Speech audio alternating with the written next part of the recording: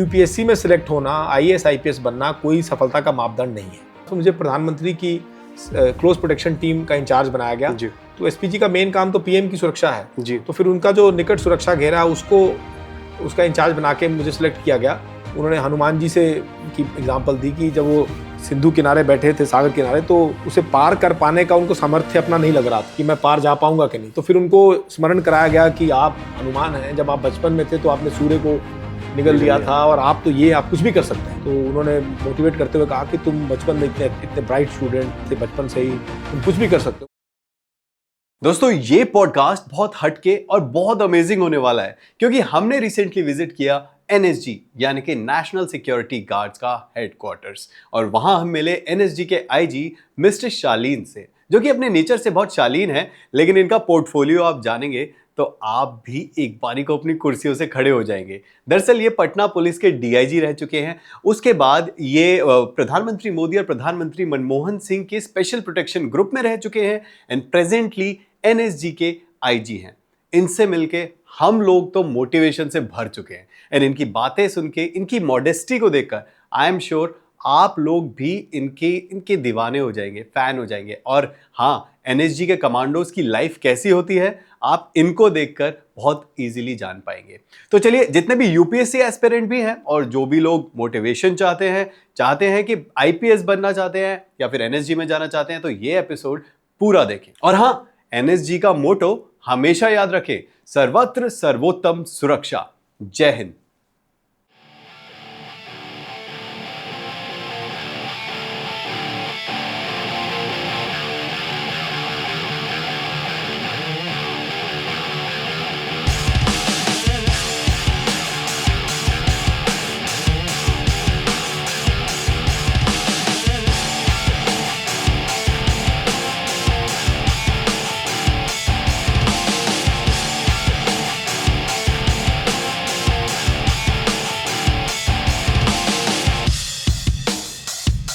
Sir welcome, we are very privileged to bring you on the show. Socialize पर आपका बहुत बहुत स्वागत है। और सर, आपने इतने सिक्योरिटी एजेंसीज़ में वर्क किया है, इंडियन गवर्नमेंट या फिर इंडियन पुलिस सर्विस में आपने सर्व किया है, आप एनएसजी में रहे हैं, आप एसपीजी में रहे हैं। आपका जो लाइफ का स्पेक्ट्रम है, जो एक्सपीरियंस है, और specially when it started with UPSC, बहुत सारे एस्पिरेंट्स हैं जो कि जानना चाहते हैं कि आपकी जर्नी कैसी रही। बहुत सारे एस्पिरेंट्स जानना चाहते हैं जो आपने अचीव किया है, उस फुट स्टेप्स पर चलकर कि वो कैसे अचीव कर पाएँ जिस स्टेज पर आप हैं लाइफ की। सर, अब बहुत सारे लोग होते हैं जो कि गूगल करते हैं कि how to be in NSG, how to be in SPG, लेकिन आप लोगों के लिए directly we have with us Shri Shalin ji, जो कि एनएसजी में आईजी हैं और पटना में डीआईजी भी रहे हैं, और एसपीजी पीएम सिक्योरिटी में भी इन्होंने सर्व किया है। So we are very honoured sir, and salute to Indian police Service, Indian Armed Forces. और आप लोग जितना भी हम लोगों के लिए करते हैं, हम जितना भी थैंक करें पहले तो वो बहुत कम है उसके लिए। और सर, आप ही से सुनना चाहेंगे, how it started for you, like UPSC, कैसी थी वो जर्नी, स्पेशली यूपीएससी की? Thank you so much for inviting me first of all. मैं शुरू में एक डिस्क्लेमर देना चाहूँगा जी कि आई हैव नॉट, मेरा कोई ऐसा सिग्निफिकेंट अचीवमेंट नहीं है लाइफ में कि I do not consider myself to be a role model in any way. But ये आप since you are kind enough to invite me for this and want to talk to me, I will share my experience with you with this rider that मैं ये बिल्कुल दिल से कह रहा हूँ कि मुझे ऐसा नहीं लगता कि मैंने कोई बड़ा काम किया है कि मैं लोगों के लिए कोई बड़ी इंस्पिरेशन दूँ। मेरा जो जर्नी है मैं आपके साथ शेयर कर सकता हूँ, और यदि इससे जो बच्चे हैं जो तैयारी करते हैं यूपीएससी की, जो देश की सेवा में आईपीएस में या अन्य फोर्सेस में जाना चाहते हैं, यदि उनको मोटिवेशन मिलता है तो मुझे बड़ी खुशी होगी। I will feel very happy. तो देखिए, शुरुआत ऐसे है कि मेरी फैमिली बिलोंग करती है, गुरदासपुर ज़िला है पंजाब का जी। तो आप जानते होंगे, गुरदासपुर एकदम बॉर्डर पे है, और देश की सुरक्षा सेवा में गुरदासपुर के लोगों का बड़ा, शुरू से फ़ौज में जाना, पुलिस में जाना, यूनिफॉर्म पहनना, ये हमारे लोगों का बड़ा एक पैशन इसके लिए शुरू से रहा है। जी। तो जब मैं पंजाब में छोटा था, बच्चा था, तो उस समय टेररिज्म जो था, आतंकवाद अपने चरम पर था। 80s में और अर्ली 90s तक आप जानते हैं कि पूरा पंजाब आतंकवाद की समस्या से ग्रसित था। जी बिल्कुल। तो उस समय नेचुरली पुलिस की जो भूमिका थी आतंकवाद से लड़ने में वो बड़ी प्रमुख थी। तो जब मेरे ख्याल से जब भी कोई एडवर्स सर्कमस्टांस में कोई बच्चा होता है या कोई भी व्यक्ति होता है तो उसका उस पर बहुत असर होता है, खास करके बच्चों पर तो होता ही है। राइट। तो मुझ पर भी ये हम लोग पर भी, हमारी जनरेशन पर बड़ा असर था उसका। तो सर हम लोग आप कितनी एज रही होगी आपकी जब आप? जब 1984 जब हुआ ऑपरेशन ब्लू स्टार, तो 5 जून वो मेरा 10वां जन्मदिन था।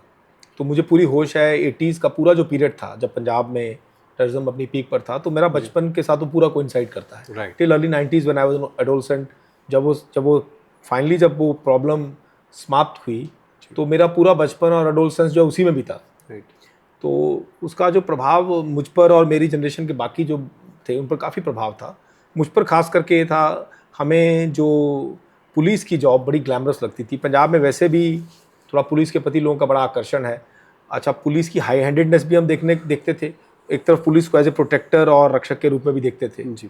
तो दोनों एक कॉन्फ्लिक्टिंग इमोशंस होती हैं। पुलिस का दबदबा भी देखते थे और नाकों पर पुलिस वालों के हाथों हम लोग कई बार बहुत सी अशोभनीय घटनाओं के साक्षी भी रहे हैं। जी जी। At the same time police protector है, डिफेंडर है, ये भी हम जानते थे। यस तो डेफिनेटली। डीजीपी मुझे याद है केपीएस गिल साहब थे जब मैं स्कूल में था, रिबेरो साहब थे। तो उन लोगों की पर्सनालिटी, उन लोगों का जो हम लोगों पर जो मन में जो इमेज थी वो बहुत लार्जर देन लाइफ थी। तो हमें लगता था कि इससे बड़ी तो कोई नौकरी नहीं हो सकती, इससे बड़ा कोई आदमी नहीं हो सकता जी। तो यही सब पहले तो यही मोटिवेशन था। उसके बाद एक घटना हुई मार्च 1993 में। मैं आईआईटी के एग्ज़ाम की जॉइंट एंट्रेंस जेई की तैयारी कर रहा था। तो मेरे भाई के कुछ दोस्त वो पंजाब एग्रीकल्चर यूनिवर्सिटी लुधियाना में उसमें पढ़ते थे, तो वो मुझे ले गए अपने साथ। होली का दिन था और उस दिन किसान मेला था पीएयू में शायद। तो सभी ने एक मूवी देखने का प्लान बनाया। मैं छोटा था, वो सब मुझसे 2-3 साल बड़े थे। तो हम लोग जब गए सिनेमा में, आरती सिनेमा है लुधियाना में, अब शायद नहीं है, उस समय था जी। तो उसमें टिकट को लेकर वाई कार्ड पर वो कुछ डिस्काउंट मांग रहे थे, वो सिनेमा वालों ने नहीं माने तो झगड़ा हो गया। उसी में किसी को चोट लग गई और थोड़ा खून बह गया। तो बात बहुत बढ़ गई। फिर उन्होंने पुलिस को बुला लिया। तो एक तो हमारी पिटाई सिनेमा में हुई, फिर पुलिस वाले पकड़ के ले गए, वहाँ हमारी पिटाई हुई थाने अच्छा में। मतलब आप लोगों की, हाँ, आपकी और आपके दोस्तों की, आप लोग मूवी देखने जो गए थे? हाँ, मैं उनके साथ था। तो फिर हमारी पिटाई एक तो जो लठैत थे सिनेमा घर की उन्होंने वहाँ की। ओहो। फिर हमें पुलिस के हवाले किया, पुलिस पकड़ के ले गई। तो फिर हमें वहाँ भी पुलिस ने भी, वो पटा फेरना कहते हैं पंजाबी में, वहाँ भी मार पड़ी। तो मेरे पिताजी आए तो मुझे छुड़वाया उन्होंने, हम सबको छुड़वाया। जी। ये वाली बात सर 90s 93 की बात है, 20 मार्च 1993 की बात है। अच्छा। तो मुझे इस घटना ने बड़ा झकझोर दिया। ग्लैमर तो पहले से ही था पुलिस का मेरे मन में और पावर पाने की इच्छा भी थी। तो इस घटना के बाद मुझे ऐसा लगा कि यार ये तो सबसे बढ़िया नौकरी है, आईपीएस की नौकरी। अगर मैं पुलिस में आ जाऊं तो कितना पावर है। तो सच्चाई ये है कि मेरे मन में लोक सेवा की या राष्ट्र सेवा की भावना नहीं थी उस समय। अच्छा। मैं 18 साल का था। तो मेरे मन में जो भावना बचपन से थी और उस समय भी थी, ये थी कि अगर मैं पुलिस में आ जाऊँगी तो ग्लैमर है, पावर है, यूनिफॉर्म जो एक एडोलसेंट को या बच्चे को अट्रैक्ट करती है। एक हीरो वाली फील से देखते नहीं, मैं पावरफुल हो जाऊंगा। मैं प्रोटेक्टेड हो जाऊंगा, मैं बहुत पावरफुल हो जाऊंगा, मैं बड़ा ताकतवर हो जाऊंगा, मुझे कोई नहीं छू सकेगा और मैं जो चाहे करूंगा। तो लोक सेवा या राष्ट्र सेवा की भावना नहीं थी उस टाइम पर, नहीं थी। नहीं, बिल्कुल नहीं थी। ये कहना ये कटु सत्य है, मुझे सच बोलना चाहिए। अब मैं स्टेज लाइफ में सर आप बहुत ऑनेस्ट हैं और ये बात बहुत जरूरी है, लोगों के लिए बहुत जरूरी है। सच बोलना आसान होता है ना, उसको फिर याद नहीं रखना पड़ता। ये बिल्कुल अच्छा। तो वरना हर बार हर जगह आप नई बात करेंगे तो पकड़े जाएंगे। तो फिर उसमें जब फिर खैर to cut a long story short, ये बेसिक मोटिवेशन यहीं से मन में जो ना वो बलवान हुआ कि मुझे आईपीएस बनना चाहिए और मुझे पुलिस में आना चाहिए। क्योंकि पुलिस में आने के लिए आईपीएस सबसे बढ़िया मार्ग है, सबसे बेस्ट, सबसे प्रेस्टिजियस है। तो इसलिए नेचुरली जब कोई बच्चा पढ़ने में अच्छा होगा और पढ़ाई के प्रति रुझान भी होगा तो आईपीएस ही बनने का उसका सपना होगा। सीधा सीनियर पोस्ट आपको मिलती है। बेसिकली मोटिवेशन तो पुलिस थी। अब पुलिस में आईपीएस में आप सीधा सबसे बढ़िया, सबसे प्रेस्टिजियस आईपीएस है, तो इसलिए आईपीएस हो गया। तो ये नेचुरल कॉरोलरी था। लेकिन सर उस जब आप ये देखते थे कि मैं आईपीएस अगर बन सकता हूँ तो मेरे पास पावर आ जाएगी, तो एजुकेशन वाइज आप कैसे थे उस टाइम पे, या आपने सोचा था कि यार ये फुटस्टेप्स लेके मैं आईपीएस बनूंगा? तो पढ़ाई में मैं बहुत अच्छा था। तो उस साल फिर मेरा आईआईटी में सिलेक्शन हुआ। तो मैंने आईआईटी कानपुर ज्वाइन किया, पहले बीटेक एरोस्पेस। फर्स्ट ईयर में था, फिर 8 दिन बाद मैंने छोड़ दिया आईआईटी कानपुर। मुझे लोगों ने बड़ा डरा दिया कि बड़ी बेकार ब्रांच तुमने ले ली है और इसका कोई स्कोप नहीं है। तो फिर मैंने आईआईटी कानपुर छोड़ के फिर मैं रुड़की आ गया। रुड़की में मेरा सिलेक्शन था, तो आईआईटी रुड़की में। हाँ, फिर रुड़की में आके मैंने केमिकल इंजीनियरिंग लिया। तो मुझे लगा कि थोड़ा इसमें लोगों ने कहा कि इसमें जॉब सिनारियो बेटर है एरोस्पेस से। आप मतलब आप अलाइन हो गए कि अब मैं यार सेफ स्पेस में जाता हूँ और प्राइवेट नौकरी करता हूँ। हाँ, देखिए, वो जो मेरी जनरेशन के लोग हैं वो समझते हैं इस बात को कि अगर आप पढ़ाई में अच्छे थे तो पहला तो ग्रेजुएशन आपको करना ही है। यूपीएससी के लिए भी आपको ग्रेजुएशन तो करना ही है। जी। तो पहले तो आप अगर पढ़ने में अच्छे हैं, आपने तैयारी कर रखी है आईआईटी की, आपका सिलेक्शन हो गया, तो आप छोड़ेंगे नहीं, आप सीट तो लेंगे ही, और उसके बाद ही ना आप तैयारी करेंगे यूपीएससी की ग्रेजुएशन के बाद। तो एक तरह से आपने अपने आप को सेव किया। एक मिडिल क्लास आदमी, लोअर मिडिल क्लास का बच्चा जो पढ़ने में अच्छा है, और ये 1993 की बात मैं कर रहा हूँ, तो 30 साल पहले तो ऑप्शन बड़ी लिमिटेड थी हमारी। तो यूपीएससी तो ग्रेजुएशन आप करने के बाद देंगे, तब तक आप क्या करेंगे। और ग्रेजुएशन अगर आपको अच्छा देश के बहुत अच्छे कॉलेज में एडमिशन मिल रहा है तो क्यों आप छोड़ेंगे, आप पहले कर लीजिए, उसके बाद यूपीएससी। तो वही फिर हुआ, ऐसे ही हुआ। फिर मैंने केमिकल इंजीनियरिंग की, और फिर उसके बाद फिर केमिकल इंजीनियरिंग करने के बाद आप एक प्राइवेट नौकरी में भी लगे। हाँ, मैं एसआरएफ लिमिटेड एक कंपनी थी, उसमें मैनेजमेंट ट्रेनी के रूप में उन्होंने मेरा चुनाव किया और मैं नौकरी करने लगा। अब इस बीच जो इंटरेस्टिंग बात ये हुई कि 4 साल जो था ये समय, ये बहुत से बच्चे शायद आइडेंटिफाई करें इसके साथ, बहुत से युवा वर्ग के लोग, ये 4 साल जो इंजीनियरिंग का था उसमें मेरा ना पढ़ाई से मन हट गया बिल्कुल। क्योंकि देखिए, प्योर साइंसेज अलग हैं, मैथ्स फिजिक्स केमिस्ट्री पढ़ना अलग चीज़ है, और इंजीनियरिंग बिल्कुल अलग पढ़ाई है। तो ये चीज़ समझ नहीं आती हिंदुस्तान में, खास करके हमारी क्लैरिटी तो थी नहीं 30 साल पहले, तो बिल्कुल भी नहीं थी, और ना ही कोई मेरे घर में इंजीनियर था। तो मुझे तो ये था कि जैसे मैथ्स फिजिक्स हम पढ़ते हैं, बड़ा इंटरेस्ट आता था, वैसे इंजीनियरिंग होगी, पर इंजीनियरिंग इज कम्प्लीटली डिफरेंट। मतलब क्या डिफरेंट लगा आपको सब्जेक्ट्स? मुझे तो समझ ही नहीं आई इंजीनियरिंग, तो मैं आपको क्या बताऊं क्या डिफरेंट लगा। किसी तरह से मैं पास होकर 4 साल में निकला वहाँ से। तो मुझे तो ये भी नहीं याद मैंने क्या पढ़ाई की। हर सेमेस्टर में रट्टा मार के लास्ट में, और ट्यूटोरियल कॉपी करके जमा करते थे, और सेमेस्टर एग्जाम में किसी तरह से रटा के वो डायग्राम्स प्रैक्टिस करके इधर उधर तो पास हो जाते थे। क्योंकि टॉप इंस्टीट्यूट है तो पास होने के लिए पढ़ना तो पड़ता ही था। बिल्कुल सर। तो उतनी तो रगड़ा था ही, बट बड़े दुखदायी जीवन था इस मामले में, पढ़ाई के मामले में। मैंने बाकी सब चीज़ों में बड़ा मजा किया, खूब समय व्यर्थ किया, खूब बस स्टैंड वहाँ एक रुड़की में है, आईआईटी रुड़की के बाहर, तो वहीं आधा समय मेरा बीता, वहाँ मैगी खा के और इधर उधर घूमते रहते थे। और सिविल लाइंस एरिया है तो वहाँ घूमना, कैंपस में घूमना, फ्री टाइम में मस्ती करना, जो दोस्तों के साथ 18, 19 साल 20 साल के लड़के करते हैं। मगर पढ़ाई के अलावा मैंने सब कुछ किया वहाँ पर। और वो 4 साल इंजॉय बहुत किया, पर पढ़ाई में मेरी बहुत बुरी हालत थी। और मैं क्लास में जब फाइनली ग्रेजुएट हुआ तो 34 थे केमिकल इंजीनियरिंग, उसमें 33वां मेरा रैंक था। तो ये स्थिति मेरी पढ़ाई में थी। तो फिर जब मैं ग्रेजुएशन करके निकला तो कैंपस में जॉब लग गई थी, अच्छा इंस्टीट्यूट था, टॉप इंस्टीट्यूट में आप पढ़ते हैं तो जॉब तो नौकरी तो लग ही जाती है। तो नौकरी लग गई धक्के से मेरी भी। तो मैं मैनेजमेंट ट्रेनिंग में ज्वाइन किया, बहुत अच्छी जॉब थी।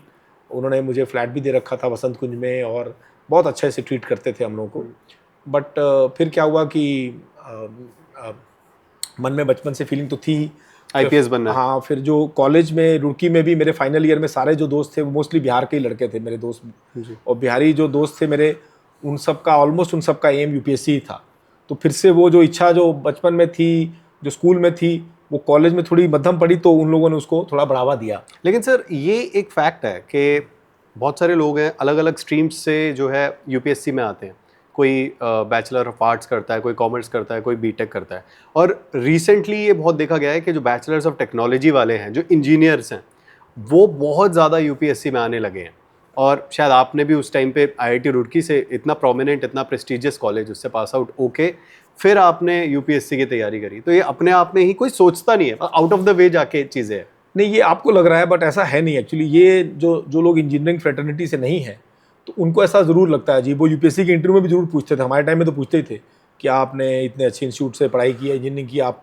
बट एक्चुअली ये फैक्ट नहीं है। सच्चाई ये है कि हिंदुस्तान में जो भी कोई लोअर मिडिल क्लास या बहुत अपर क्लास को छोड़ के जो भी नॉर्मल जैसे आम आदमी का बच्चा जो भी कोई आता है पढ़ाई करके इंजीनियरिंग में, मेडिसिन में, वो उसका फाइनल गोल ज़रूरी नहीं है हो। कम से कम हमारी जनरेशन में नहीं था। ऑप्शन ही बड़ी लिमिटेड थी। आप पढ़ने में अच्छे हैं तो या तो मेडिकल ले लो या नॉन मेडिकल ले लो। उसमें अगर आप और अच्छे हैं तो आपका सिलेक्शन हो गया। उसके बाद आप अपना गोल उसके बाद सोचना शुरू करते थे, क्या करूं मैं। कुछ लोग उसमें सेटिस्फाई हो जाते थे, बहुत से लोग नहीं होते थे। वो फिर कोई एमबीए करता है, कोई यूपीएससी देता था। आज भी शायद ऐसा ही है। तो एक जो बच्चा इंजीनियरिंग में सिलेक्ट होकर आया 17 साल का, 16 साल का, 18 साल का, उसके लिए तो बड़ी नॉर्मल प्रक्रिया है कि वो अपना चुनाव ग्रेजुएशन के बाद करेगा कि मैं क्या करना चाहता हूँ। या जैसे मेरे केस में पहले भी उसका मन था जैसे आईपीएस बनने का मन तो बचपन से ही था, मैंने आपको बताया, और बलवान हुआ 12th में, बट कॉलेज में जाके धीमा पड़ गया, बिकॉज कॉलेज में जाके पढ़ाई से नाता टूट गया। मन में इच्छा तो थी, बट यूपीएससी की तैयारी का फिर वास्तविकता सामने आने लगी, क्योंकि हमारे यहाँ कॉलेज में कुछ लड़के थे जो फाइनल ईयर में बीटेक में या एमटेक में एडमिशन लेके तैयारी करते थे, वो सब टॉपर वॉपर टाइप के थे, बहुत पढ़ाकू टाइप के थे। और यूपीएससी का जो एग्ज़ाम है वो बहुत रिगरस एग्जाम है जी। इसमें पढ़ना बहुत पड़ता है, ये कोई हवाबाजी वाला एग्जाम है नहीं। बिल्कुल बिल्कुल। तो तब मुझे वो पैरों से ज़मीन खिसकने लगी। तो फिर वो जो जब वास्तविकता से पाला पड़ा तो लगा कि यार मैं तो पढ़ाई से दूर जा रहा हूँ और इसमें तो केवल पढ़ना है। yes. तो फिर धीरे धीरे आदमी क्या करता है, एक एस्केप मैकेनिज्म होता है आदमी का। हाँ. वो क्या होता है कि आदमी ये एडमिट नहीं करना चाहता कि अब मैं शायद इसके योग्य नहीं हूँ या मैं इससे डर रहा हूँ। तो आदमी अपनी, जैसे वो था ना कि बिल्ली को देख के कबूतर आंखें मूंद लेता है, तो मेरे साथ कुछ ऐसे ही होने लगा। मैंने ना इसके बारे में थोड़ा अपना ध्यान अलग करना शुरू कर दिया कि नहीं मैं बनना तो चाहता हूँ, देखता हूँ कुछ करूँगा, पर किया उसके लिए कुछ नहीं। तो फिर नौकरी लग गई, तो नौकरी में आया तो इच्छा तो थी पर अब हिम्मत नहीं थी, ना नौकरी छोड़ने की हिम्मत हो रही थी, बड़ी अच्छी नौकरी थी, और ना कोई तैयारी करने का मन हो रहा था, क्योंकि उसके लिए पढ़ना पड़ता। पढ़ाई से अगर आपका एक बार नाता टूट जाए ना, तो दुनिया का सबसे कठिन काम है दोबारा पढ़ना। यस। तो ब्रेक आ जाए तो मेरी तरह से था, तो मैं ग्रेजुएशन में, बट ब्रेक आ चुका था सीरियस स्टडीज। अच्छा। तो फिर उसमें मैं क्रेडिट दूंगा मेरी उस समय जो मित्र थी, आजकल की पार्लेंस में गर्लफ्रेंड गई है, तो बाद में मेरी पत्नी है, तो वो भी दिल्ली में जॉब करती थी, तो हम लोग मिलते थे। तो शी वॉज वेरी कीन, वो मुझे बड़ा पुश करती कि यार तुम तो कॉलेज में बोलते थे कि मैं आईपीएस बनूंगा, ये करूंगा, तुम तो कुछ भी नहीं करते हो, तुम तो बस नौकरी कर रहे हो और आराम से बैठे हो जी। तो मैंने काफ़ी टाला, पर उसने मुझे बहुत पुश किया, and then she virtually pushed me over the edge, जैसे होता है ना कि जो फाइनल पुश था, तो वो उन्होंने दिया। तो वो मोटिवेशन बड़ी ज़रूरी थी। और फिर मेरे जो बिहारी दोस्त थे वो भी दिल्ली में तैयारी करने आ चुके थे, तो मैं उनसे जाके मिलता था वीकेंड पे, मैं यहाँ जॉब करता था, तो उनको तैयारी करते देखा। तो फिर उन्होंने भी, उनके होने से ये हुआ कि मुझे एक रास्ता था कि अगर मैं छोड़ के आऊँगा तो इनके पास आके यहाँ रह के तैयारी कर सकता हूँ। तो एक वो रास्ता भी नजर आना फिर शुरू हुआ। तो जब कुछ होना होता है तो देखिए चीज़ें अपने आप फिर आपको उस दिशा में ले जाती हैं। तो फिर मुझे हिम्मत हुई, मेरी वाइफ की मोटिवेशन थी, जॉब मेरी वाइफ। ये भी बात है कि behind a successful man there is a woman. तो आई थिंक आपकी वाइफ ने, जो आप छोड़ चुके थे ऑलमोस्ट, उन्होंने वापस से वो मोटिवेशन आपके अंदर जगाई। देखिए मोटिवेशन उन्होंने बिल्कुल मेरा वो रिकाइंडल किया, उसमें उनका बहुत ही बड़ी भूमिका है, और उतनी ही बड़ी भूमिका, उससे ज़्यादा बड़ी भूमिका मैं कहूँगा मेरे माँ बाप की दुआओं की है जी। सबसे पहली बात तो वो है, सबसे पहली बात तो यह है कि उनकी दुआओं से ही मैं जो भी कर पाया हूँ या जहाँ तक पहुँचा हूँ। सबसे पहली बात इनकी मोटिवेशन बहुत ज़रूरी थी, बिकॉज पेरेंट्स का इन्फ्लुएंस एक एज में होता है। फिर जब आप नौकरी करने लग जाते हैं तो पेरेंट्स से आपका फिजिकल डिस्टेंस भी हो गया। वो पंजाब में थे, मैं यहाँ था, तो यहाँ पर इनका रोल इसलिए बहुत इंपॉर्टेंट था कि अगर ये मुझे पुश नहीं करती लगातार, तो ये पक्की बात है कि मैं शायद फिर नौकरी छोड़ के तैयारी नहीं करता। मैं इतना कंफर्टेबल अपने कंफर्ट जोन में आ गया था। मिडिल क्लास आदमी, नौकरी लग जाए और पैसे से मिलने लगे, और फिर पढ़ाई से डर भी था एग्ज़ाम का। मैंने आपसे कहा ना कि मेरी परफॉर्मेंस बहुत ही ख़राब थी एकेडमिकली कॉलेज में। तो जब आपकी परफॉर्मेंस ख़राब हो एकेडमिकली, और आपको एक थोड़ा कॉन्फिडेंस भी आपका लो हो जाता है, और दूसरा क्या कि अब ये एग्ज़ाम टफेस्ट एग्ज़ाम था इंडिया का, लाखों आदमी अपीयर होते हैं। हमारे टाइम में सीटें भी बहुत कम थी, 270 शायद कुल सीटें थी जब मैं सेलेक्ट हुआ, टोटल सीटें। तो प्लस फिर आदमी बहाना देने लगता है कि यार सीटें बड़ी कम हैं, फिर मैं तो पढ़ना बहुत पड़ेगा, मैं नौकरी भी करनी है, घर वालों को मेरी ज़रूरत है। तो आदमी अपने मन को समझा के उससे निकलने की कोशिश करता है, एस्केप मैकेनिज्म। तो उन्होंने काम नहीं करने दिया, she just cornered me and pushed me. Then जो एक तो ये था हर मोटिवेशन। देन फिर मैं घर गया जब अपने, तो क्रूशियल बात ये थी कि मेरे फादर का जो बिजनेस था वो पूरा कोलैप्स हो चुका था। Financially we were in the doldrums जिसे कहते हैं, बुरी स्थिति थी घर की जी। तो मैं ही मेन अर्निंग मेंबर था उस समय, कुछ ऐसी स्थिति थी। तो कितने लोग थे आप फैमिली में? मेरे बड़े भाई और मेरे पेरेंट्स। मेरे बड़े भाई डॉक्टर थे, तो वो उनकी एजुकेशन जस्ट खत्म हुई थी, तो वो भी बहुत स्टेबल नहीं थे उस समय फाइनेंशियल। आई थिंक डॉक्टर बनने में भी अपने आप में बहुत ज़्यादा पैसा लगता है और टाइम लगता है। तो मैं मेन, एक्चुअली जो मेरी जॉब थी बड़ी अच्छी थी, तो I was the main in a way earning hand of the family at that time. तो हुआ क्या कि मैंने अपनी मदर से बात, मेरे फादर उतने कीन नहीं थे कि मैं नौकरी छोड़ दूं, बिकॉज नेचुरली फादर्स का जो माइंडसेट होता है वो थोड़ा ज़्यादा प्रैग्मेटिक होता है। yes. तो माँ का देखिए, ऐसी माँ जो होती है माँ ही होती है। तो when I spoke to her, मैंने उनसे कहा कि मैं देखिए तैयारी तो करना चाहता हूँ, पर मुझे अब पता नहीं होगा कि नहीं होगा, पर मैं एक बार अटैम्प्ट देना चाहता हूँ। तो मैंने माँ से बात की घर में। तो मेरी मदर, अभी I lost her 3 years back, तो उनका आशीर्वाद ऐसा रहा कि उन्होंने मुझसे कहा, मुझे अभी भी याद है, उन्होंने मुझसे कहा कि देखो, उन्होंने हनुमान जी से की एग्जांपल दी कि जब वो सिंधु किनारे बैठे थे, सागर किनारे, तो वो उसे पार कर पाने का उनको सामर्थ्य अपना नहीं लग रहा था कि मैं पार जा पाऊंगा कि नहीं। तो फिर उनको स्मरण कराया गया कि आप हनुमान हैं, जब आप बचपन में थे तो आपने सूर्य को निगल लिया था, और आप तो ये आप कुछ भी कर सकते हैं जी। तो बोले कि हनुमान भी अपनी शक्ति भूल गए थे। और मुझे तो उन्होंने मोटिवेट करते हुए कहा कि तुम बचपन में इतने इतने ब्राइट स्टूडेंट थे, बचपन से ही तुम कुछ भी कर सकते हो, मुझे विश्वास है कि कोई ऐसा एग्ज़ाम नहीं तुम। देखिए ये बात तो माँ ही कह सकती है, मुझे खुद में इतना विश्वास था नहीं उस समय। मैं काफ़ी शेकन था, मुझे लगता था पता नहीं होगा नहीं होगा। फिर एक गिल्ट फीलिंग भी हो जाती है कि आप नौकरी छोड़ रहे हैं, परिवार को आपकी ज़रूरत है। तो वो गिल्ट, अगर वो मुझे सपोर्ट उस समय नहीं करती, ये बात नहीं कहती, तो मैं शायद नहीं ये डिसीजन ले पाता। तो बड़ा वो क्रूशियल कन्वर्सेशन था, मैं अब सोचता हूँ। तो उन्होंने फिर मुझे कहा कि जो होगा देखा जाएगा, तुम्हारा ये सपना है, तुम पूरी मेहनत करो, वी विल सपोर्ट यू, देखा जाएगा, तुम आगे बढ़ो। तो ये बहुत बड़ी बात है। एट द टाइम जब आपके फाइनेंशियल प्रॉब्लम्स थे? फाइनेंशियल प्रॉब्लम था घर में, मैं मेन ब्रेड विनर था एक तरह से, और उस समय माँ का ये कहना कि तुम तैयारी करो, देखा जाएगा जो होगा। पर ये तो एक माँ ही कह सकती है। हाँ, और वो भी बड़ा, उन्हें मुझ पर बड़ा विश्वास उन्होंने दिखाया। तो ये मेरे लिए आज भी मैं सोचता हूँ तो मुझे बड़ा, मेरे लिए बड़ी बात है। तो इस तरह से कई फैक्टर्स से मैंने जैसे आपसे कहा, जो उस समय they all came together. Then I finally came and put in my papers, I resigned from the job and then I started my preparation. And sir, वो जो प्रिपरेशन वाला फेज था, how was it? It was very tough. Where were you staying? I was staying in a place called Jia Sarai, IIT Delhi के पास एक छोटा सा area जिया सराय। अब काफ़ी चेंज हो गया, मैं गया था 2 साल पहले। उस समय वो बड़ा गलियाँ वलियाँ थी, बड़े पुराने से घर थे, और उसमें किराए पे बहुत सारे स्टूडेंट्स रहते थे। मोस्टली यूपी बिहार के लड़के थे जो तैयारी करते थे, पंजाब के बहुत कम थे मेरे जैसे मोस्टली, क्योंकि ज़्यादा क्रेज़ हिंदी बेल्ट में UPSC का ज़्यादा था। तो मेरे दोस्त भी वहीं रहते थे, तो नेचुरली मैं उन्हीं के पास गया, वो वहीं तैयारी करते थे। तो उन्होंने ही कमरा वमरा देने में। आप रेंट कितना देते थे वहाँ? पहले कमरे का रेंट तो 1700 रुपया महीना था मुझे। 1700 रुपये फर्स्ट रूम जो मैंने लिया। और जब आपका खाने का और हर चीज़ का खर्चा? सब चीज़ मिला के 3-3.5 हज़ार हो जाता था मुझे लगता है। और वो मैं उस समय घर से पैसे लेता था रेगुलरली। फिर मेरी जो पत्नी है, जो उस समय मेरी मित्र थी, तो कभी इनसे पैसे उधार ले लेता था। अच्छा। तो उधार का कभी अभी तक तो वापस किया नहीं। तो वो मिला जुला के काम तो मैंने चला लिया अपना। तो फिर दोस्तों का बड़ा सहयोग था, मेरे जो दोस्त थे हम लोग सब एक ही किश्ती के सवार थे, तो मनोबल मेरा उन्होंने बड़ा बढ़ा के रखा। एक दूसरे को सपोर्ट करना। हाँ, होता है, वो ग्रुप बन जाता है ना। हम लोग एक ही कॉलेज से थे और सब UPSC एस्पायरेंट हो गए। क्या आप लोग आज भी कनेक्टेड हैं? हाँ, मैं आज भी कनेक्टेड हूँ। उनमें से जो मेरे क्लोज दोस्त हैं सब, उनसे मैं आज भी कनेक्टेड हूँ। वो सब रैंक्ड पोजीशंस में होंगे? नहीं, उनमें से अनफॉर्चुनेटली अधिकांश का नहीं हुआ UPSC में फाइनली। एक मेरे और मित्र हैं जिनका हुआ। और UPSC में देखिए सिलेक्शन रेट बहुत लो है, तो ये अनफॉर्चुनेट बात है। बट उनके सहयोग और उनके साथ का बहुत बड़ा योगदान है मेरे, खास करके बिहार के मेरे जो दोस्त थे। तो मेरा कुछ ऐसा संबंध बिहार से, सोच लीजिए कॉलेज से जुड़ा। फाइनल ईयर में मेरे सारे दोस्त बिहार के ही थे मोस्टली, और फिर मुझे बिहार कैडर ही मिला। तो बिहार से मेरा कुछ पूर्व जन्म का नाता है जैसे, तो वो वैसा ही मुझे लगता है। तो मुझे बहुत मदद मिली उनसे, और मैं बहुत बहुत ऋणी हूँ उनका। क्योंकि देखिए परिवार के लोगों का तो होता ही है, माँ का, जो अब जैसे मेरी पत्नी बनी बाद में, तो इन लोगों का तो था ही सहयोग। मेरे पेरेंट्स की, माँ बाप की दुआ तो है ही, मेन चीज़ है। मगर जो दोस्त हैं आपके, मैं हमेशा बोलता हूँ ये बात, एक सर्टेन एज पे, एडोलसेंस में आके, when you are 18, 20 till the age of 25 almost, the role of your friends is very very important. अगर आपके दोस्त कुछ ऐसे लोग हैं जो बड़े फोकस्ड हैं, जो कुछ करना चाह रहे हैं, तो आप पर उसका असर होगा। तो कॉलेज में यही हम लोग लफंटरी करते रहते थे, बट कॉलेज के बाद ये उनमें से ही कुछ लोग इतने सीरियस हो गए UPSC के बारे में, और मुझे भी खींच लिया। तो आई थिंक, और उस 2-2.5 साल के पीरियड में जो हमने तैयारी की, उसमें उनका बहुत योगदान है। आपकी लाइफ चेंज हो गई? लाइफ चेंज होनी है, जब सिलेक्शन होगा तो लाइफ चेंज होगी।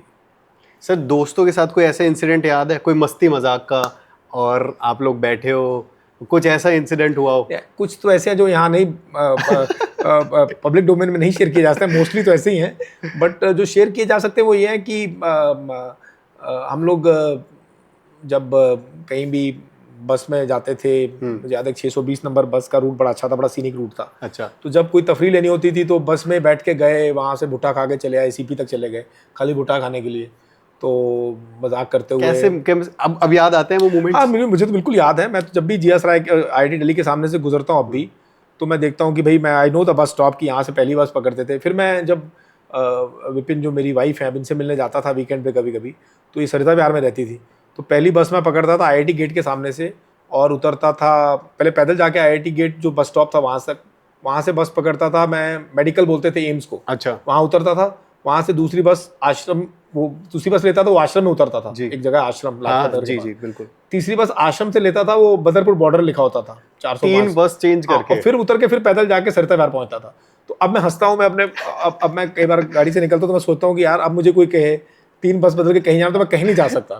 तो एक उम्र होती है, एक समय होता है जीवन में, जी। तो आदमी खुशी खुशी सब काम करता है। जी। स्ट्रगल था, तो रात को भूख लगती थी तो हम लोग एक जगह अंडा पराठा मिलता है, वो उस समय मिलता था IIT फ्लाईओवर के नीचे, तो वही एक जगह खुली होती थी रात को, तो रात को 2-2:30 बजे वहाँ जाते थे सब इकट्ठे होके, और बिल्कुल जो सड़क पे जो खाना मिलता है वही स्टोव लेके वो बैठा होता था आदमी और वही बनाता था। तो अब आजकल हाइजीन और उसकी बातें होती हैं, तो हम लोग वहीं खाते थे, वहीं पानी पी लिया, जो पानी मिला, और कोई दिक्कत नहीं, कभी कुछ प्रॉब्लम नहीं हुई।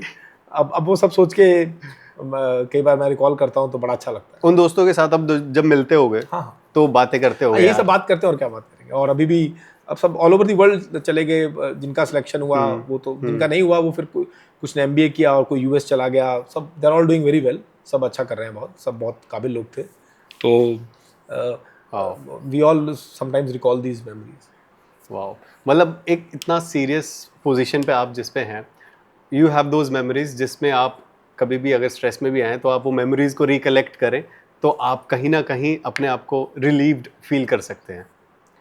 देखिए UPSC का ना, एक तो it has become very fashionable, थोड़ा ना लोग उसको बड़ा संघर्ष, देखिए संघर्ष ये शुरू से था, हर एक के लिए है जी। बॉटम लाइन ये है कि UPSC नहीं, कहीं भी आपको अच्छा करना है किसी भी प्रोफेशन में, राइट। तो आपको स्ट्रगल तो करना ही पड़ेगा। आप किसी को भी देख लीजिए, कोई भी, तो इसलिए मुझे लगता है कि आजकल बड़ा ग्लैमराइज और बड़ा उसको कर दिया है। पहले भी ऐसा ही था, लोगों को पहले भी संघर्ष करना पड़ता था, आज भी जो बच्चे तैयारी कर रहे हैं उनका आज भी उनके लिए स्ट्रगल है, हमारे टाइम में भी था, हमेशा ऐसा रहेगा। कोई भी वर्थवाइल चीज़, कोई भी चीज़, कोई भी आपका ड्रीम, एक मैंने आर्टिकल पढ़ा था रीडर्स डाइजेस्ट में, मुझे याद है जब मैं 12th में था शायद, living in the shadow land of dreams. Alex Haley एक लेखक हैं जिन्होंने रूट्स करके किताब लिखी थी, वो कैसे अफ्रीका से माइग्रेशन हुआ उसके बारे में था। तो उनका एक आर्टिकल था इन the shadow land of dreams, तो उसमें बड़ी अच्छी बात उन्होंने लिखी थी और कहा था कि कोई भी अपने सपने को जब पीछा करता है, सब when you chase your dreams, तो उसमें to stay on the course is very important, मतलब उसमें निरंतरता बड़ी ज़रूरी है जी। तो स्ट्रगल में कई लोग पार होते हैं, बहुत लोग पार नहीं होते हैं जी। तो ऐसा नहीं है कि जो भी आदमी लगा रहेगा वो पार हो ही जाएगा, ऐसा नहीं है, ये सच नहीं है। वास्तविकता ये है कि संघर्ष करने से, मतलब let me put it this way, जरूरी नहीं कि संघर्ष करने से आप जीत ही जाएं, मगर संघर्ष किए बिना आप नहीं जीतेंगे ये पक्का है। तो अगर आपको जीता संघर्ष तो करना ही पड़ेगा, उसके बाद भी हो सकता है आप ना जीते, तो ये कोई गारंटी नहीं है, मगर वो करना पड़ेगा ये पक्का है। तो ये चीज़ समझने वाली है। दूसरी, देखिए adversity does not make anybody better.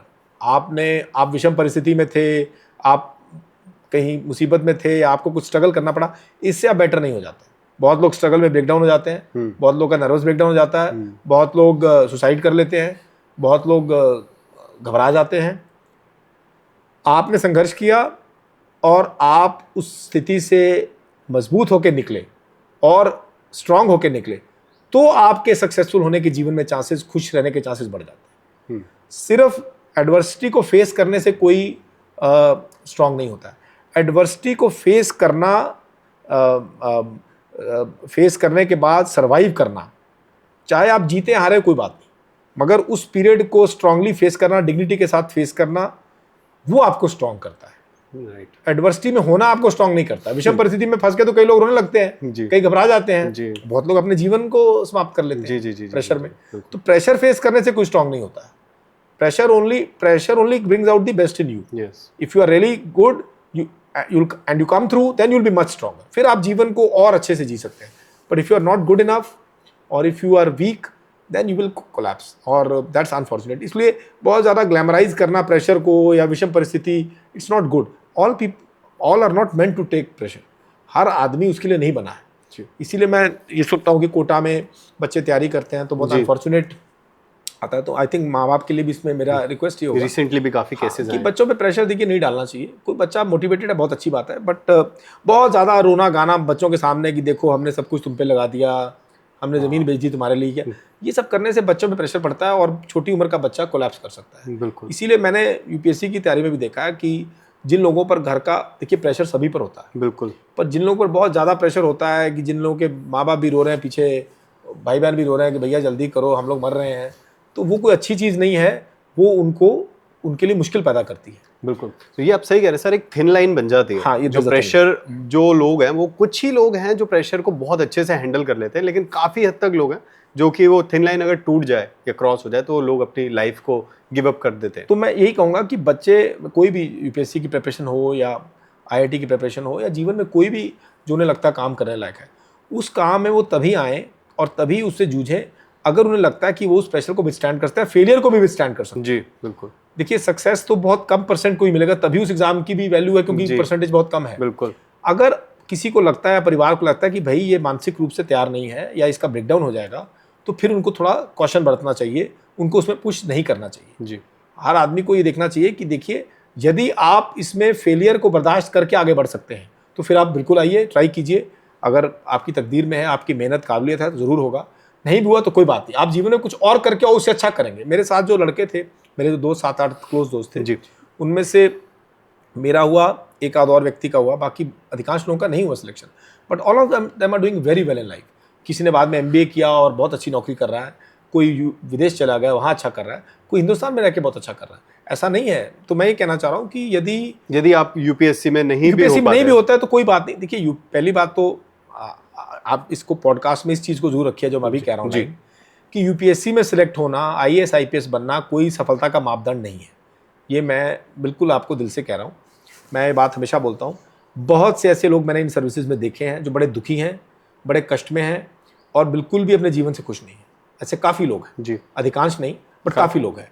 और ऐसे बहुत से लोग हैं जो इन नौकरियों में नहीं हैं। ऐसे करोड़ों लोग हैं जो बहुत खुश हैं और बहुत अच्छा कर रहे हैं जीवन। जी, ये नौकरियां, कोई भी नौकरी या कोई भी प्रोफेशन जीवन का अंत नहीं है। जी, मतलब it does not make you happy और sad just because you part of a profession. आप एक सर्विस में हैं तो एक नौकरी है, देश की सेवा करने का बहुत बड़ा प्लेटफॉर्म है, बहुत बड़ी नौकरी है, मैं मानता हूँ, बहुत गर्व की बात है। मगर ये कोई दुनिया ये ऐसा नहीं है कि अब आप राष्ट्र की सेवा नहीं कर सकते या तो किसी और तौर से, या आप समाज की सेवा नहीं कर सकते, ये भी सच्ची बात नहीं है, या आपके लिए कोई और मीनिंगफुल करियर नहीं है, ये भी बकवास है। हमारा देश बहुत तरक्की कर चुका है, जी, 30 साल पहले वाली बात नहीं है। जी, हमारे पास हज़ारों प्रोफेशंस हैं।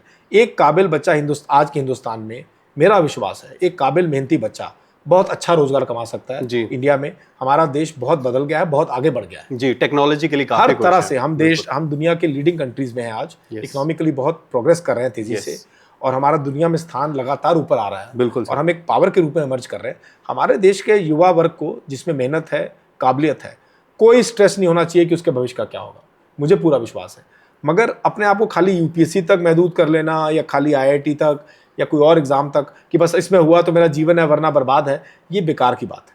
ये मैं सक्सेसफुल होने से के बाद भी ये बात कह रहा हूँ सभी बच्चों से, और मैं चाहूँगा कि आपके माध्यम से बात उन तक पहुँचे। Sir definitely, I think these last 5 to 7 minutes या 10 minutes सर ने जो भी बात बोली है, this is very important for your life, और जो भी यूपीएससी एस्पिरेंट है या फिर कोई भी एग्जाम्स के एक्सपेरेंट है आपके लिए, मैं बस चाह रहा हूँ कि सर अब कंटिन्यू करें, क्योंकि ज़्यादा जो ये बातें अब सर बता रहे हैं ये आप सभी के लिए लाइफ लेसन है और ये सबको अपने दिल में बसा लेनी चाहिए। सर अब जो नेक्स्ट मैं आगे बढ़ना चाहूँगा, तो नेक्स्ट मैं ये बात जानना चाहूँगा, वो दिन जब आपने फर्स्ट टाइम वर्दी पहनी, जब आप आईपीएस ऑफिसर, आपके बैज आपको मिला, वो कैसी फीलिंग थी?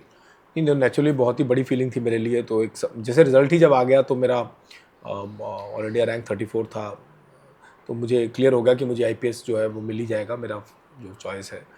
तो बहुत ही मैं खुश हुआ। और मैं उस समय फैमिली में कैसा था? उसमें रेलवेज में था, तो पूरा मैं कूदा दौड़ा वहाँ पर कॉरिडोर में। मेरे दोस्त जो रेलवे में जानते हैं, परिवार में मैं उस समय जब यूपीएससी के सामने हम कूद रहे थे खुशी से, जब रिजल्ट आया तो वो मुझे याद है जी न्यूज़ ने शायद उसे कैप्चर किया था, और वो मेरे कुछ लोगों ने उस समय देखा भी न्यूज़ में। मैंने फिर घर फ़ोन भी किया उस समय, तो मेरे पिताजी बहुत खुश हुए, मेरी मदर बहुत खुश हुई, मेरे बाकी रिश्तेदार, मेरे भाई साहब, मेरे बड़े भाई बहुत ही खुश हुए। उनके लिए मुझे लगता है। और जब मैं घर पहुंचा 2 दिन बाद, तो मेरे पिताजी ने शालीन आईपीएस करके वो नेम प्लेट भी लगा लिया घर के बाहर। तो मैंने उनसे कहा कि मैं तो अभी रेलवे में हूँ, मैंने तो अभी रिज़ाइन भी नहीं किया, अभी मैंने मसूरी रिपोर्ट भी नहीं किया ट्रेनिंग के लिए, ये आपने क्यों?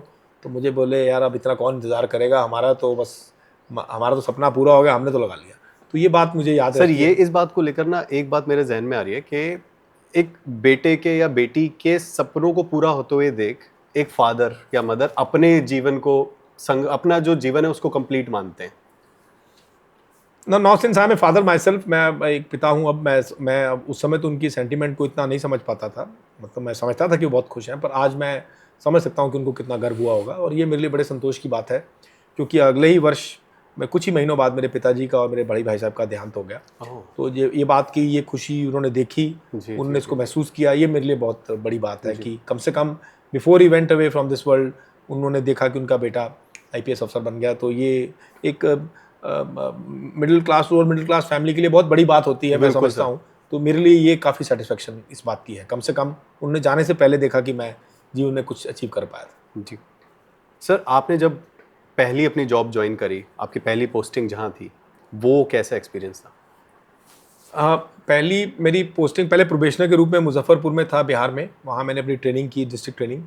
तो बहुत ही अनोखा अनुभव था, बिकॉज मैं बिहार का मुझे अनुभव उससे पहले नहीं था, तो मुझे बहुत ही अच्छा लगा वहाँ।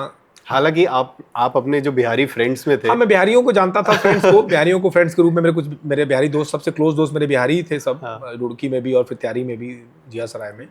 परंतु मैं बिहार में कभी नहीं गया था। तो जब मैं मुजफ्फरपुर में अंडर ट्रेनिंग था तो बिहार को एक्सपीरियंस किया मैंने।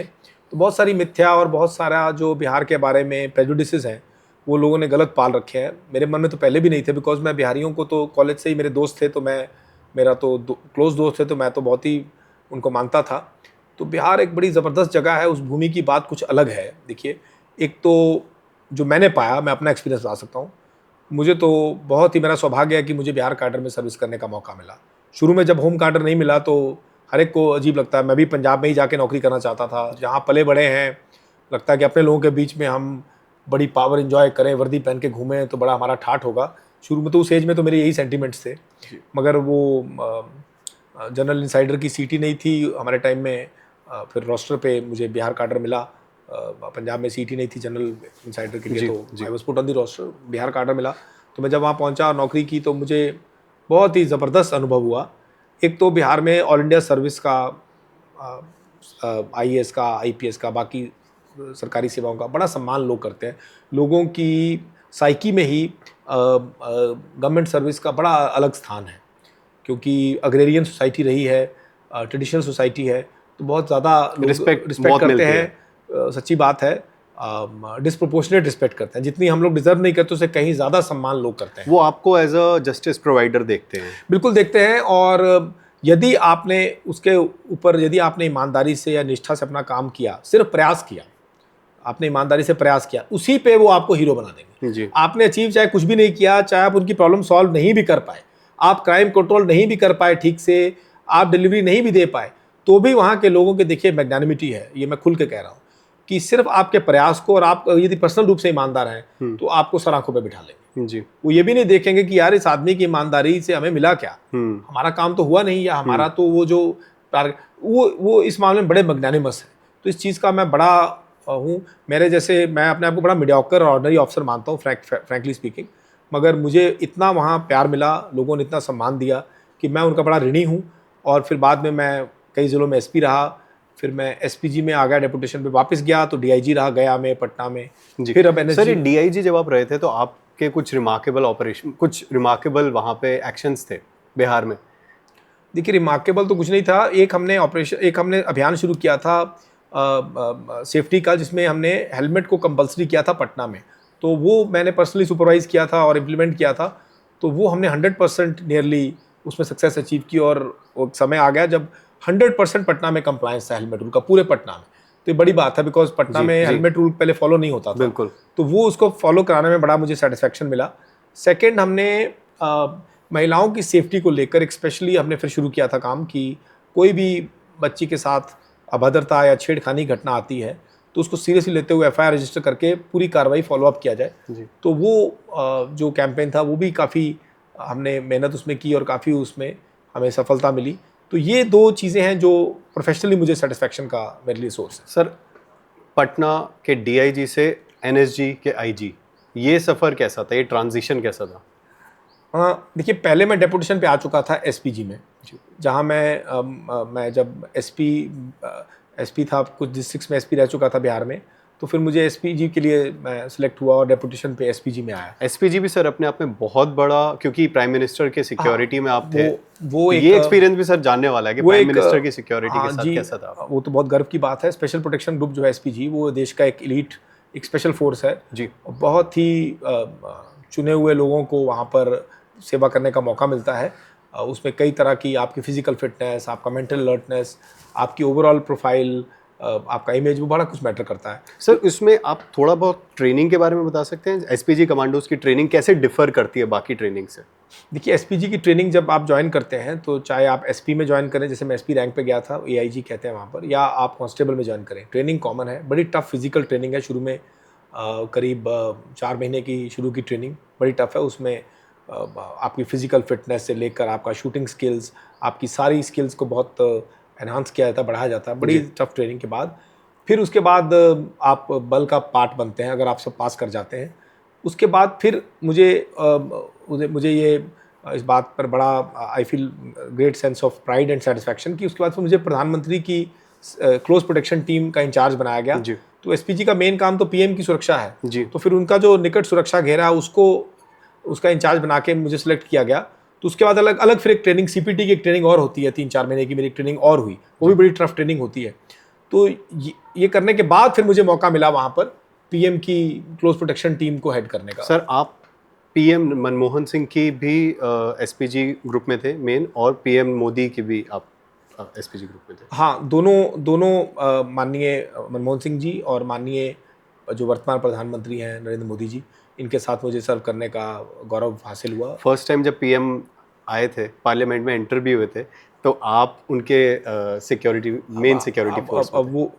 वो तो ठीक है, बट ये देखिए, इसमें अपना कोई बड़ाई नहीं है। मेन बात यह है कि ये मेरे लिए पर्सनली बड़े गर्व की बात है कि मुझे एसपीजी में सर्व करने का मौका मिला, यही बड़ी बात है जी। उसके बाद उसमें से भी मुझे पीएम की क्लोज प्रोटेक्शन टीम को हेड करने का मौका मिला, उसके लिए चुना गया।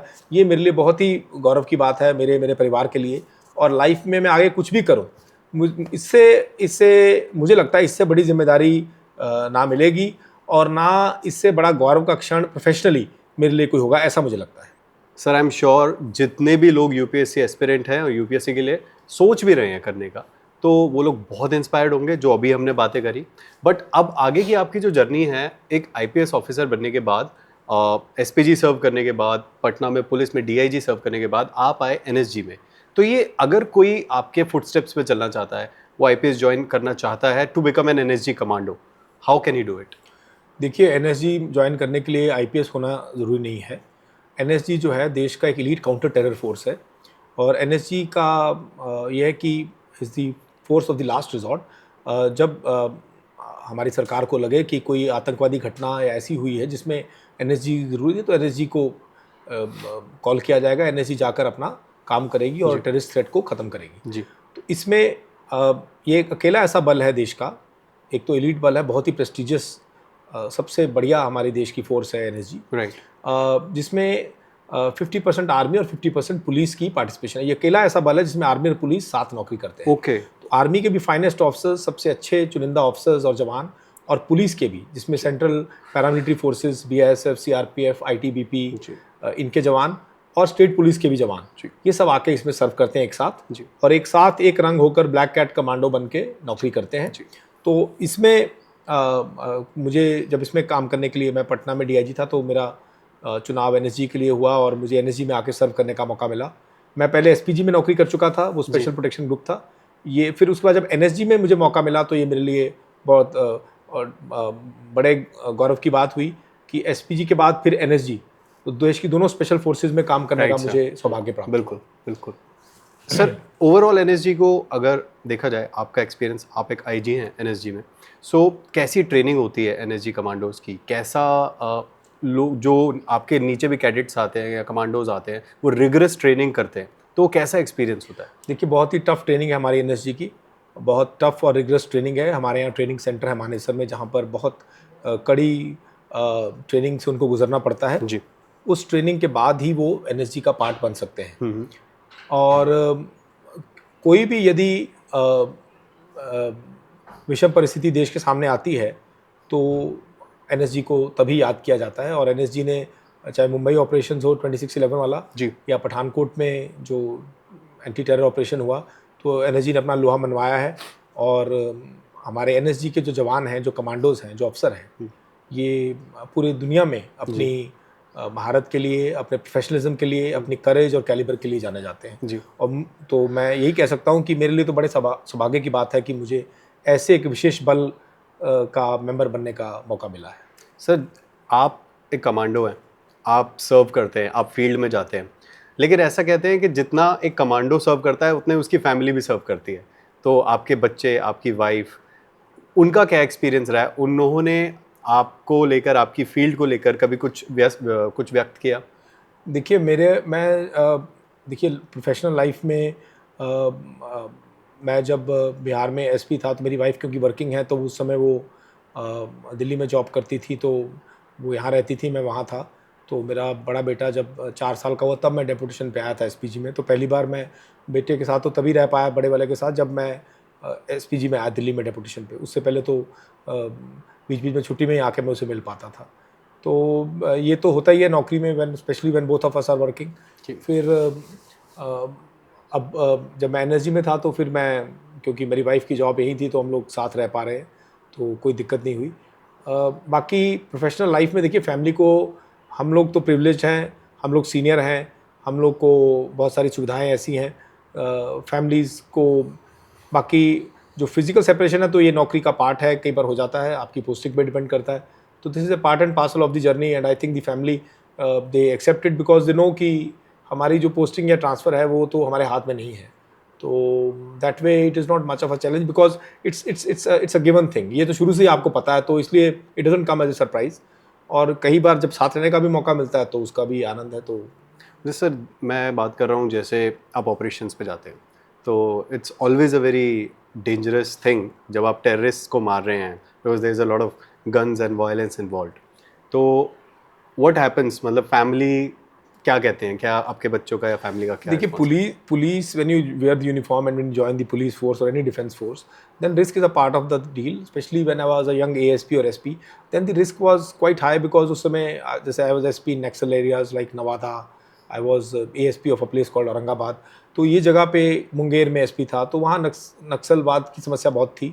तो जब आप निकलते हैं अपने फोर्स के साथ, या घटना होने पर जाते हैं, तो नक्सली अटैक का डर तो रहता ही था, और नक्सलियों की प्रेजेंस भी थी। तो बट इसी तरह से जब एसपीजी में आप हैं, पीएम सिक्योरिटी में हैं, तो नेचुरली अगर थ्रेट है तभी आपकी भी ज़रूरत है। तो मेरा मतलब, पुलिस में आप आ गए हैं, तो थ्रेट या danger is a part and parcel of the life when you are in uniform. तो आई डोंट थिंक, मुझे नहीं लगता कि ये किसी के माइंड में फिर ये रहता है, बिकॉज आप उस प्रोफेशन में ही हैं जब, तो उसका पार्ट एंड, आपका प्रोफेशन ही इसलिए कि कुछ खतरे हैं। जी। आप उस नौकरी का बेसिक क्रिएशन ही इसलिए हुआ है कि लोगों को उन खतरों से बचाया जा सके, समाज को सेफ रखा जा सके, क्रिमिनल से, टेररिस्ट से। तो जब आप उस प्रोफेशन में हैं, तो फिर उसके बारे में, उस डेंजर के बारे में सोचने का तो कोई मतलब नहीं है। जी सर, ऐसा कभी हुआ है, just the fun part of the conversation ये, ऐसा कभी हुआ है कि आप जैसे नॉर्मल लोग जाते हैं, हमारी गाड़ी कभी टच हो गई, कभी हम गुस्से में आ गए, या कभी किसी ने आके बोला कि हाँ भाई कैसे कार टच हो गई, तो फिर ऐसा हो कि भाई आई एम दी आईजी? नहीं, आईजी में तो मैं मैच्योर हो गया हूँ, अब तो ऐसा नहीं होता है, और कुछ हो भी जाए तो मैं गुस्सा नहीं करूँगा। पर जब मैं यंग एएसपी था, या जब नया नया एसपी बना था, तो ऐसा कई बार होता था कि थैंक गॉड उस समय सीसीटीवी या फ़ोन कैमराज नहीं थे, तो मैं बच गया। ऐसा हो जाता है कई बार, when you are a young officer, थोड़ा you lose your cool early, और कई बार ego also comes in to play. Frankly speaking, हम सब इंसान हैं, गलती होती है, ऐसी गलतियाँ मुझसे भी हुई हैं। अब मैं पूरा एडमिशन आपके सामने ऑन कैमरा नहीं कर सकता हूँ, मगर ये सच है कि जब आदमी नया नया वर्दी पहनता है, जवान होता है, तो ईगो भी आ जाती है, और कई बार आदमी ओवर रिएक्ट भी कर जाता है। और पावर जब नई नई मिलती है, तो बंदर के हाथ में जब उस तरह आता है, तो कई बार वो इधर उधर घुमाता है उसको। तो वो गलतियाँ मुझसे भी हुई होंगी, ज़रूर हुई हैं, मगर अब मैं उनकी चर्चा सार्वजनिक रूप से नहीं करता हूँ। खाली ये है कि जब आप मैच्योर होते हैं सर्विस में, जब आप ग्रो करते हैं सर्विस में, तो आपको इसको हैंडल करना आना चाहिए। यदि आपको नहीं आ पा रहा है अथॉरिटी और पावर को हैंडल कर पाना, तो आप इसके लायक ही नहीं हैं। Sir, do you want to say something to the young officers जो अभी अभी आए हैं, या फिर मे बी कुछ साल बिताए हैं? देखिए, I think the younger generation is very smart and they are very capable, और हमसे ज़्यादा वेल इन्फॉर्म्ड है, हमसे ज़्यादा, मोस्टली तो मैं तो सिर्फ ग्रेजुएट हूँ, मोस्टली उनमें से बहुत ज़्यादा तो मुझसे ज़्यादा एजुकेटेड हैं, ज़्यादा इंटेलिजेंट भी हैं। मैं उनको यही कह सकता हूँ कि देखिए सर्विस जो है आईपीएस खास करके जैसे ये बहुत बड़ा प्लेटफॉर्म है। मैं तो इसमें देखिए मैंने आपसे जैसे सच कहा कि मैं तो मेरी मोटिवेशन तो थी खुद पावरफुल बन जाना, मैं खुद बहुत पावरफुल एंड इफेक्टिव हो जाऊँ, that was my motivation. But once I got into it then I realised what a great opportunity it is, कितना बड़ा मौका मुझे मेरे माँ बाप की दुआ से मिल गया है, प्रकृति ने मुझे प्रदान किया है, तो मुझे इसको वेस्ट नहीं करना चाहिए। तो ह्यूमिलिटी भी अपने आप आ गई मुझ में, विनम्रता भी आ गई जो पहले जिसकी कमी थी, और मुझे समझ में आ गया कि इतनी बड़ी नौकरी है और मुझसे कहीं अच्छे अच्छे लोग जो मुझसे ज़्यादा काबिल थे, मेरे दोस्त थी जो मुझसे मेरे जितने ही मेहनती थे मुझसे ज़्यादा काबिल थे, उनको मौका नहीं मिल पाया। ये तकदीर की बात है जी। सर कहीं ना कहीं किस्मत का भी रोल, बिल्कुल किस्मत का रोल है ही है। मैंने तो आपसे कहा कि जिसको माँ बाप की दुआ लग जाए तो उसका काम बन जाता, तो मुझे कोई दुआ लग गई, मेरा काम बन गया। पर मुझे इस नौकरी में आने के बाद समझ में आया कि इतनी बड़ी नौकरी, इतना बड़ा प्लेटफॉर्म है, इसमें हल्की हल्की हरकत नहीं, छोटी हरकत नहीं करनी चाहिए और आदमी को बड़ा दिल रखना चाहिए। और इस वर्दी को जो पहनने का सौभाग्य मुझे मिला है इस जीवन में, तो I should live up to it. मुझे अपना मेरा चरित्र चाल चलन उसके लायक होना चाहिए। तो फिर कुछ जो कमियां आदमी में खुद में होती हैं, जैसे मैंने आपसे कहा कि शुरू में ईगो रखता है आदमी, पावर दिमाग में चढ़ती है कई बार, तो उसको कंट्रोल करना सीखना पड़ता है। तो खुद ही फिर आदमी गलती करके सीखता है धीरे धीरे, और ईश्वर की कृपा है कि कोई बहुत बड़ी गलती नहीं हुई और हमने छोटी मोटी गलतियों से सीखा और अपने आप को सुधारा और इस नौकरी के लायक बनने का प्रयास किया। नौकरी पाना आसान है देखिए, पर नौकरी के लायक होना बहुत बड़ा चैलेंज है, वो निरंतर एक चैलेंज है।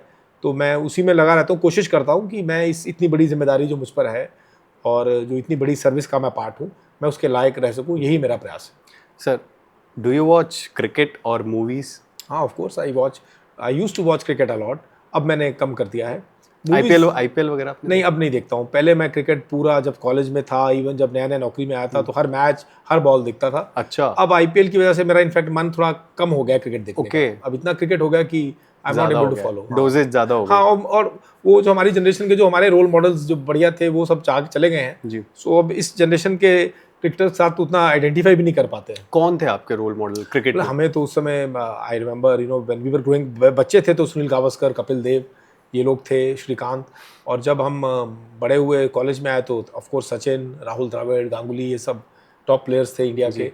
एंड अब जो जनरेशन खेल रही है तो इनके साथ उतना कनेक्ट इमोशनल नहीं लग पाता है, थोड़ा they are different. I think आपकी जॉब भी है कि उतना टाइम नहीं दे पाता। टाइम हो भी तो अब मैं क्रिकेट नहीं उतना देख पाता हूँ। अब मैं आई थिंक T20 ने थोड़ा इंटरेस्ट मेरा कम कर दिया क्रिकेट में। ओके सर, आप मिले हो अपने रोल मॉडल से, लाइक कपिल देव, सनी का? नहीं, मैं इनसे नहीं मिला हूँ, बट मैं विव रिचर्ड्स से मिला हूँ एक बार, और उनसे मिलके मुझे बहुत ही अच्छा लगा। विव रिचर्ड्स तो अपने आप में लेजेंड रहे क्रिकेट के। मैं उनसे मिला और मुझे ये चांस मिला और मुझे बड़ी खुशी हुई। क्या कन्वर्सेशन हुई थी? मैं बस उनको किसी घर पे मिला था जब वर्ल्ड कप 2011 का चल रहा था। जी। तो नोएडा में एक दोस्त के घर उनको मिला था, तो मैंने उनसे जाके कहा यही कि आप भी बचपन के हमारे हीरो हैं, और जब आप क्रिकेट पिच पे आते थे च्युइंगम चबाते हुए तो हम लोग तो डर जाते थे आपको देख के, और यू आर अ ग्रेट। तो वो मुस्कुराए और मुझे गले मिले बड़े प्यार से, तो मुझे बहुत अच्छा लगा। लेकिन सर ये जितने भी क्रिकेटर्स थे, अब का जो डोजेज है उसमें ये डिफरेंस तो आ ही गया है। जो आज की यूथ है वो विराट कोहली से, MS धोनी से, हार्दिक पांड्या से कनेक्ट करते, बट जो कपिल देव एरा, सनी पाजी एरा और ये जो एरा था ये एक डिफरेंट था, बिल्कुल डिफरेंट। नहीं, Virat and Dhoni both are great players. I think Virat and Dhoni, the way they have carried themselves, the way they behave on and off, they are role models और ज़बरदस्त क्रिकेटर है। मैं इन दोनों के बारे में तो दे आर ग्रेट प्लेयर्स, मैं क्या कह सकता हूँ। बट क्रिकेट देखना इसलिए कम नहीं हुआ कि ग्रेट प्लेयर्स नहीं है अभी। आई थिंक T20 के आने के बाद मुझे ऐसा लगता है पर्सनली, एक तो टेस्ट क्रिकेट की इंपॉर्टेंस कम हो गई, और इतना ज़्यादा क्रिकेट हो गया ना सारा साल कि थोड़ा ओवरडोज हो गया, मुझे ऐसा लगता है। आप सही कह रहे हैं। लेकिन सर मूवीज़ देखते हैं? बहुत कम। OTT प्लेटफॉर्म्स कुछ? नहीं, OTT नहीं देखता हूँ, बट कोई मूवी बहुत अच्छी आए, कोई फेवरेट मूवी आपकी रही हो? मेरी फेवरेट मूवी देखिए, एक तो जाने भी दो यारो है। जाने भी दो यारो, हाँ, और लेजेंडरी मूवी है सर वो। और फिर शोले तो सबको पसंद है, तो मुझे भी बहुत पसंद है। और नॉर्मल मूवी। फेवरेट एक्टर कौन था सर? देखिए, जब छोटे थे तब तो अमिताभ बच्चन थे। अच्छा। तो मुझे लगता है मेरी जनरेशन में, मेरे स्कूल में जितने भी बच्चे थे मेरी क्लास में, सभी के फेवरेट एक्टर अमिताभ बच्चन ही थे जी। तो अब of course Dilip Kumar, the great Dilip Kumar, right, वो लेजेंडरी एक्टर। एंड अब के एक्टर्स में I think they are all very good. I think Aamir Khan is a very fine actor, even Shahrukh is a very fine actor, and I think Ranveer Singh जो है, रणवीर मैंने सिंह। उनको 1-2 फिल्मों में देखा है, I think is a very good actor. Sir एक छोटा सा गेम खेलना चाहेंगे आपके साथ, please. मतलब it will be a rapid fire. तो बस थोड़ा सा हम थोड़ा जल्दी आपको जवाब देना पड़ेगा। मैं एक वर्ड बोलूँगा और उसके बाद आपको उससे रिलेटेड जो आपकी लाइफ में है, बस छोटा सा एक सेंटेंस में भी आप जवाब दे सकते हो। शुरू करते। Your biggest achievement, I think getting into the IPS. Biggest mistake,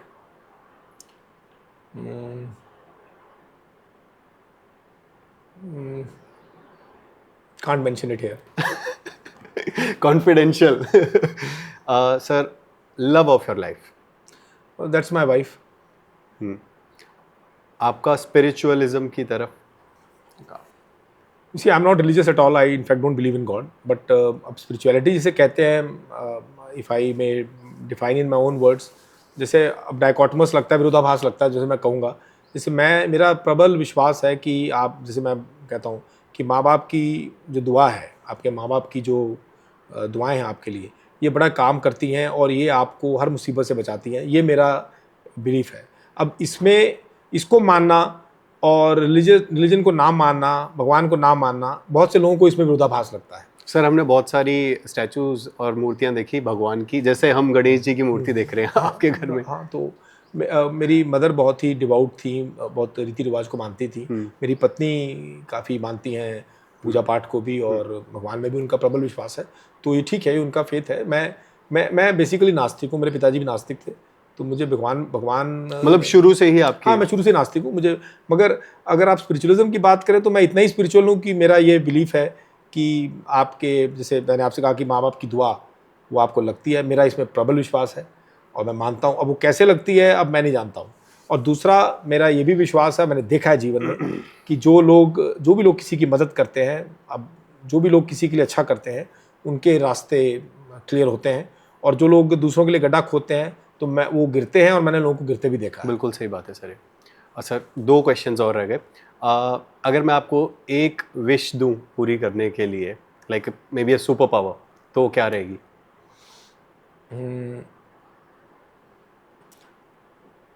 एक विश या सुपर पावर कोई एक आपके, अगर आपके पास हो? अगर सुपर पावर हो तो मैं अपने माँ बाप, जो कि दोनों स्वर्गवासी हो चुके हैं, उनसे एक बार मिलना चाहूँगा, उन्हें वापस बुलाकर, चाहे 5 ही मिनट के लिए, चाहे 2 ही मिनट के लिए। वाह सर, आपने आज हमें गूज बम्स भी दिए, आंसू भी दिए अंदर ही अंदर, मुझे इतना इमोशनल बना दिया। आई थिंक मेरी टीम भी, उनको भी गूज बम्स आ रहे हैं साथ में बैठे बैठे सर का इंटरव्यू लेते हुए। You are very inspirational sir. आज के इंटरव्यू में मैं पर्सनली ये बोलूँगा कि मैंने बहुत कुछ लर्न किया है, और ये सिर्फ उन लोगों के लिए नहीं है, ये मेरे लिए भी एक जर्नी है, क्योंकि मैं अलग अलग लोगों से मिलता हूँ। बट आज का दिन कुछ खास है, क्योंकि ऑब्वियसली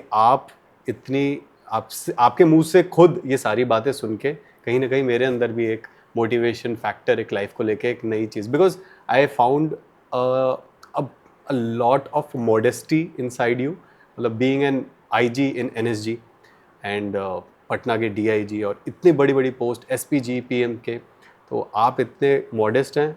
आप अपनी अचीवमेंट्स जो आपको लगता है, आपको लगता है, आपने, जब हमारी पहले भी बात हुई थी, सर ने कहा कि यार मेरी कोई अचीवमेंट नहीं है, मैंने बस जो लाइफ में आया है उसको जिया है। तो this is a way of life and I am very happy to have you sir. Thank you so much for giving me this opportunity. आपके माध्यम से if my voice can reach the youth, I will be very happy. But I really sincerely mean it when I say कि कोई exam clear कर लेना या कोई एक पर्टिकुलर नौकरी में आ जाना, मैं इसे अचीवमेंट नहीं मानता हूँ। अचीवमेंट ये तो देखिए, मौका है मेरे लिए, बहुत बड़ा मौका कुदरत ने हमें दिया है कि हम कुछ कर सकें, और अपने देश के लिए सब कुछ इतना हमें मिल रहा है। इस नौकरी ने मुझे इतना सम्मान और इतना कुछ दिया है कि जिसके रिटर्न में मैं थोड़ा सा भी इसका मूल्य चुका सकूं तो मेरे लिए बहुत बड़ी बात होगी। That's how I see it. I don't see myself as somebody very important और वेरी दिस थिंग। ये तो मेरा सौभाग्य है। मैंने आपसे कहा कि कोई कर्म अच्छे हैं, माँ बाप की दुआएं हैं कि मैं इस नौकरी में हूँ और मुझे मौका है, और मैं इसमें जो कर सकूँ वो कम है, बिकॉज हमें इस नौकरी में केवल आ जाने पर इतना सम्मान और इतना कुछ मिलता है कि इस ऋण को चुकाना हमारे लिए संभव है ही नहीं। अगर कोई सोचता है कि वो इस नौकरी में चाहे हम कुछ भी कर लें, देश के लिए कुछ भी कर जाएं, तो भी उस ऋण को हम नहीं चुका सकते, जो इस वर्दी को पहनकर हमें, जो देश ने हम पर जो भार डाल दिया है, जो हम पर एहसान किया है। मैं तो यही मानता हूँ, मेरा सौभाग्य है इस नौकरी में आना, ये कोई ऐसा नहीं कि काबिलियत की बात है, काबिलियत बहुत लोगों में होती है, ये आप एक समझ लीजिए कि आपका ये एक तकदीर है, आपको मौका मिला है तो इसको वेस्ट नहीं करना चाहिए। Thank you so much sir. Thank you. आपने इतनी सारी बातें करी Thank you. और वी आर वेरी इंस्पायर्ड, और आप लोग भी आई एम श्योर इंस्पायर्ड रहे होगे। और ये एपिसोड आई एम श्योर हमारा अब तक का सबसे बेस्ट है, और आप लोगों के लिए भी ये जो डोजेज रही है बहुत सारे लोगों के लिए बहुत ज़्यादा इंस्पायरिंग है। Please watch it again, replay में देखिए, स्लो मोशन में देखिए, लेकिन देखिए ज़रूर। और sir we are very proud of you. I salute the Indian army, Indian police service, और आप एनएसजी में हैं तो एनएसजी के लोगों के लिए भी Thank बहुत you. बहुत सैल्यूट है। थैंक यू एंड जय हिंद। जय हिंद, जय हिंद।